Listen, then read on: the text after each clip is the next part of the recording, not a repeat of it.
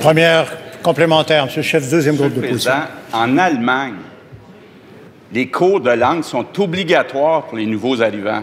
Au Danemark, les cours de langue sont obligatoires pour tous les nouveaux arrivants. Est-ce que le premier ministre va dire que l'Allemagne puis le Danemark, ce sont des pays qui sont anti-immigration? Monsieur le Président, quand le premier ministre va-t-il avoir le courage de défendre notre identité? Est-il, oui ou non, d'accord pour des cours de français et de valeurs obligatoires pour les nouveaux arrivants?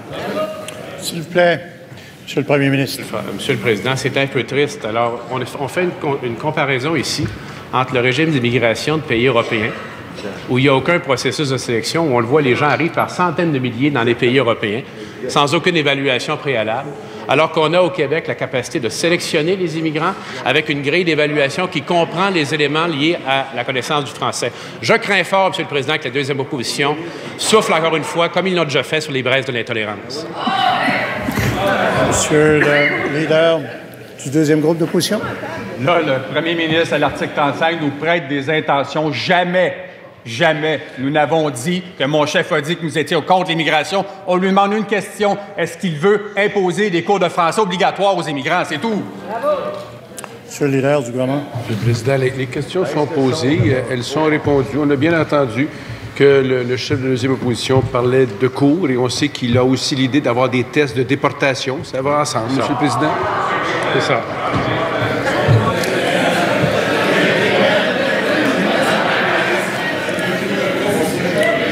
On peut faire ça tout l'avant-midi.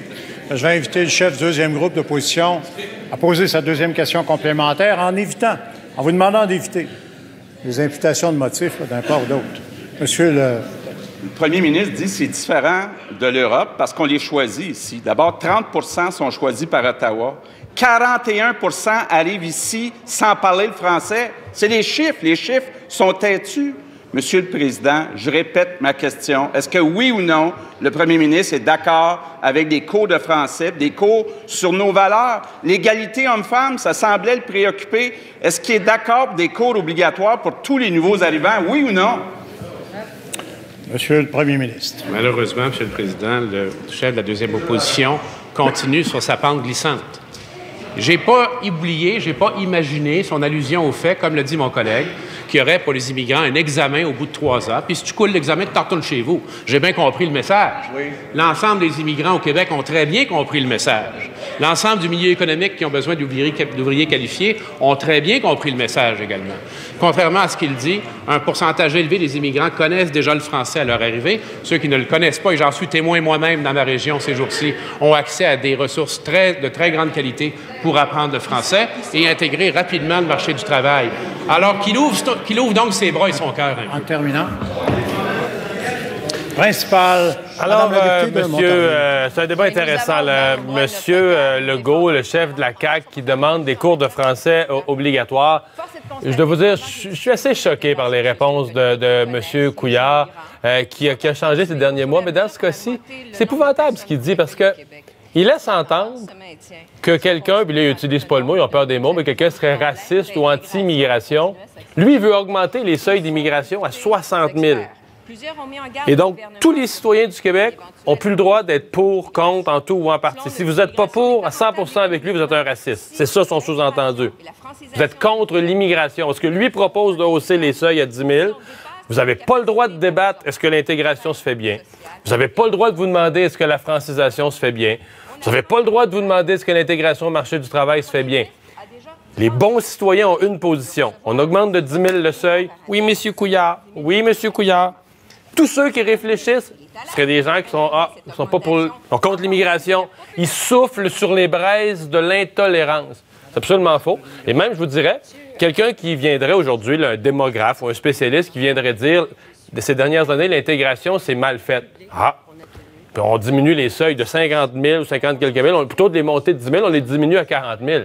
Cette personne-là est quand même, il n'est pas contre l'immigration, il est quand même pour l'immigration. Je veux dire, il y a quelques années au Québec, là, c'était 25 000, 30 000. Il n'y a pas si longtemps, là, on accueillait 25 000. On a monté progressivement à 30 000, 35 000, 40 000, 45 000. Est-ce qu'on était contre l'immigration quand on acceptait 30 000? Non, on était pour l'immigration. On avait un seuil de 30 000, puis au fil des années, ça... Fait que non, M. Couillard, c'est pas vrai que Là, cette année, c'est 50 000. Vous voulez le monter à 60 000. OK, c'est débattable. C'est une position légitime du gouvernement libéral. C'est pas vrai que tous ceux qui sont pas d'accord avec ça, pour toutes sortes de raisons légitimes, c'est pas vrai que tous ces gens-là sont des anti-immigration, là. Des gens qui souffrent sur les braises de l'intolérance. C'est pas vrai que ceux qui veulent que les immigrants apprennent le français au Québec sont des gens qui souffrent sur les braises de l'intolérance. C'est terrible ce que tu dis. C'est rare que la période des questions me choque comme ça, mais c'est terrible ce que tu dis. C'est un procédé, c'est pas le premier libéral à faire ça. C'est un procédé utilisé longtemps de Parti libéral pour laisser entendre qu'ils sont les seuls qui ont la bonne pensée, qui sont corrects et que tous les autres partis, tous les autres partis confondus, tu mets ça dans un sac, là, tu mets ça dans une poche, puis il y a du monde inquiétant. Procédé longtemps utilisé par le Parti libéral.